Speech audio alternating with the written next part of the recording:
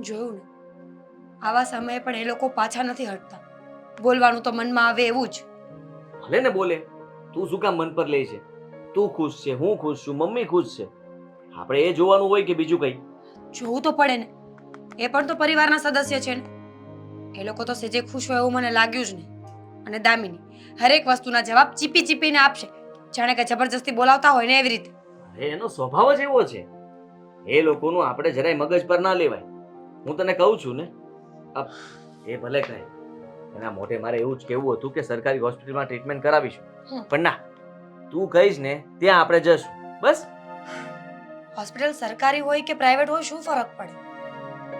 ઘરના ધ્યાન રાખે ને તો માણસ સારું રહે. તબિયત સારી રાખવા માટે, મગજ સારું રાખવા માટે, હેલ્ધી રહેવા માટે પરિવારના પ્રેમની જરૂર છે, હોસ્પિટલની નહીં. માનસિક રીતે આપણે પણ સ્વસ્થ રહેવું પડે.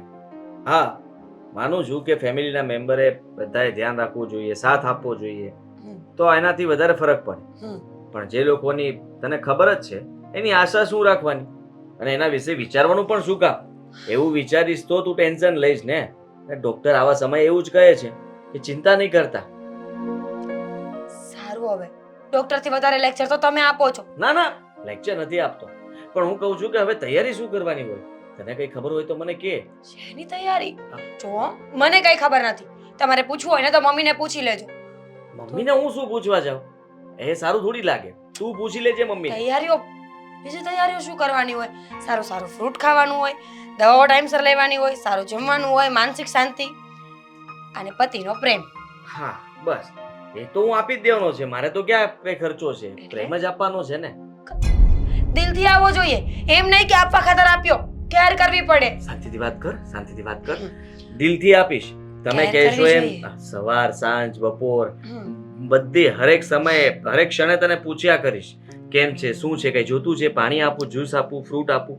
આટલું બધું પણ નહીં, થોડું ઓછું. થોડું ઓછું કરી દઈશ. તું કહીશ એટલું પૂછીશ અને તને હંમેશા તારી સંભાળ લેતો રહીશ. હા બસ આજ સાંભળો તો મારે.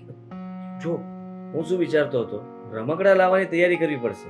આદિ, હજુ બહુ વાર છે. અત્યારથી રમકડા લાવવાની જરૂર નથી. અત્યારથી વગાડીએ તો એ સાંભળે ને. આ બધા કહે છે ને કે પેટમાં બાળક સાંભળતું થઈ જાય છે, તો એ બધું સાંભળતું હોય. તું સારા સારા પુસ્તકો લઈ આવી આપું તને, તું પુસ્તકો વાંચીશ તો એ પણ વાંચશે. હું નહીં વાંચું, મને વાંચતા કંટાળો આવે. એટલે આપણે એમ કરીશું, આ તમે જોબ પરથી ઘરે આવો ને એટલે જમીને જ્યારે નિરાતે આપણે બંને શાંતિથી બેઠા હશું ને ત્યારે તમે વાંચજો અને હું સાંભળીશ. સારું, હું વાંચીશ, બરાબર છે. અને રમકડાથી પણ હું જ રમીશ, એટલે બાળકને પણ એમ થાય ને કે હું રમું છું. વાહ, સરસ, વેરી ગુડ. હા, વેરી ગુડ. મેં તો સારું જ વિચાર્યું ને. હંમેશા આપણે સારું વિચારીએ તો સારું જ થાય. પુસ્તકોમાં કયા લાવવાના? જોયું ને, એ ખબર છે કે પુસ્તકો વાંચવા જોઈએ, પણ કયા વાંચવા જોઈએ એ ખબર નથી.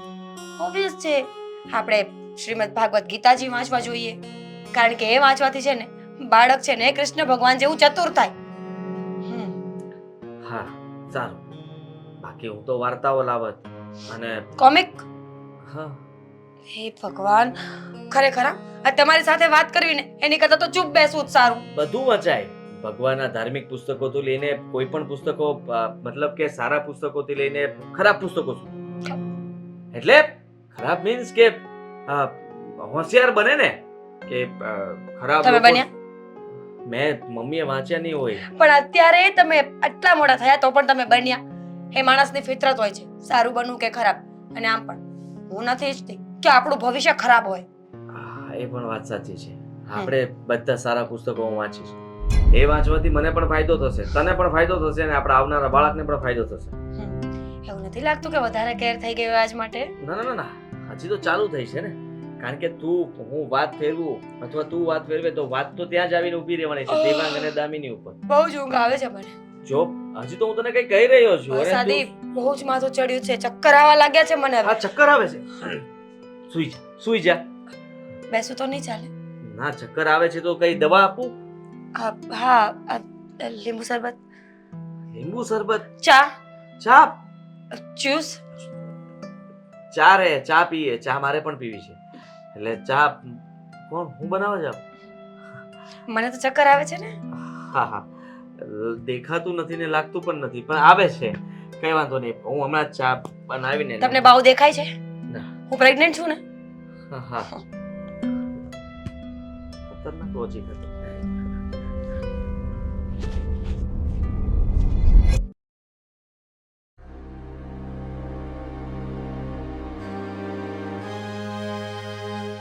હા ભાઈ હા, વાંધો નહીં.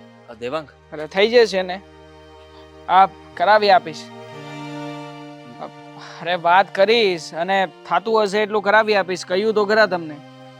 હા ઠીક છે, હા મૂકું. ફટાફટ મારા ખાતામાં પૈસા નાખને થોડા.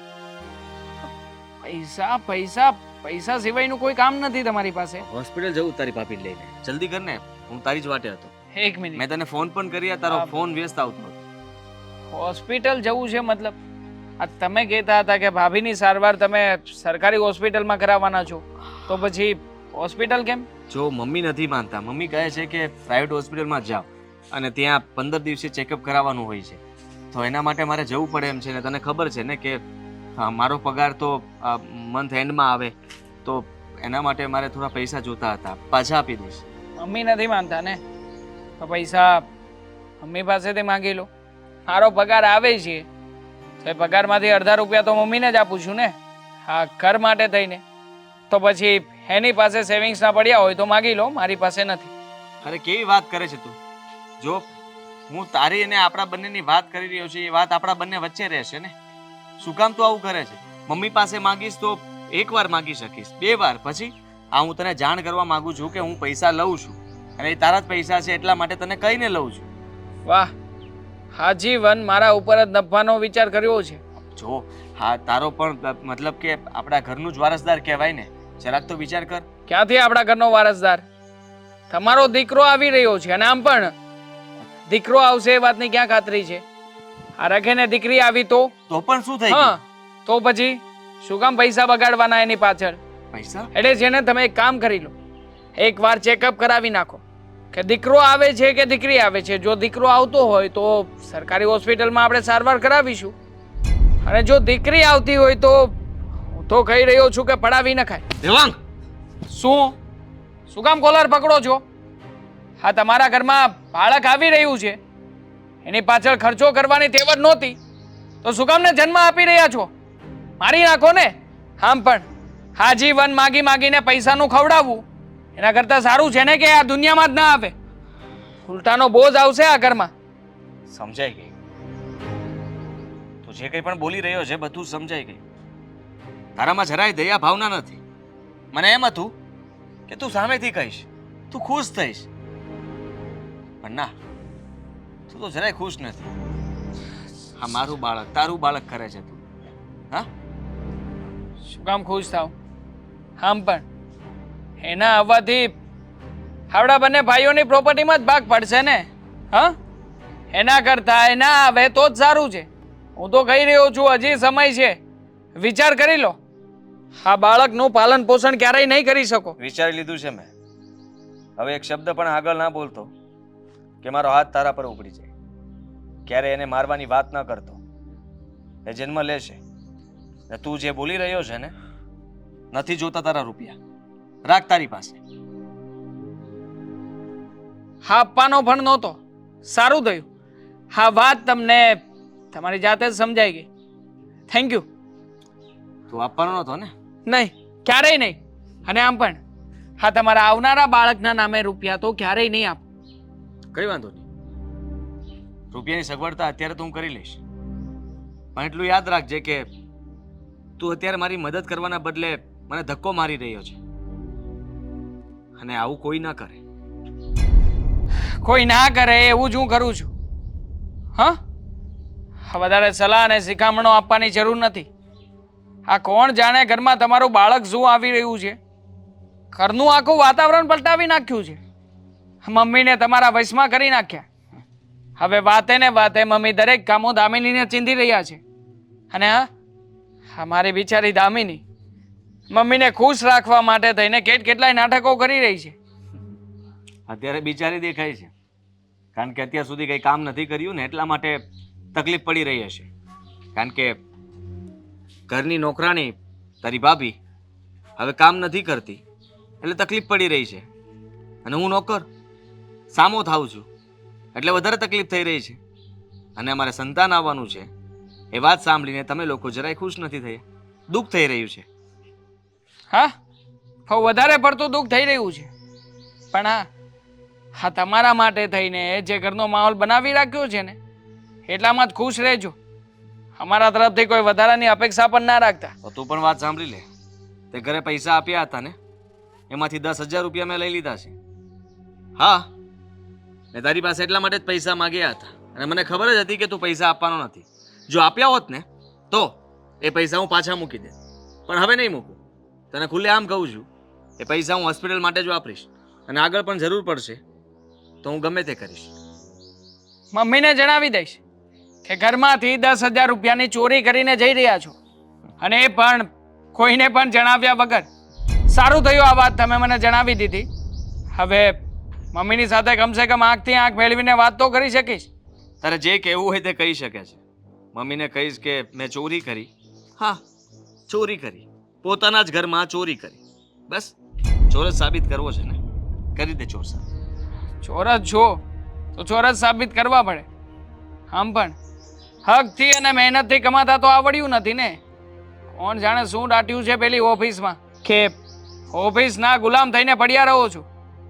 અરે માણસને પ્રગતિ દેખાતી હોય ને તો પાટું મારી દેવાય, ઠોકર મારીને નીકળી જવાય આગળ. પણ ના, આ જે વ્યક્તિને બેઠા બેઠા અને પોતાના ભાઈના રોટલે ખાવાની આદત પડી ગઈ હોય એ વ્યક્તિ થોડો કામ કે મહેનત કરવાનો છે. એવું જ સમજી લે. Thank you. વાત કરું છું મમ્મીને. હા, થેન્ક યુ વાળા. પૈસા ચોરી લીધા ઘરમાંથી.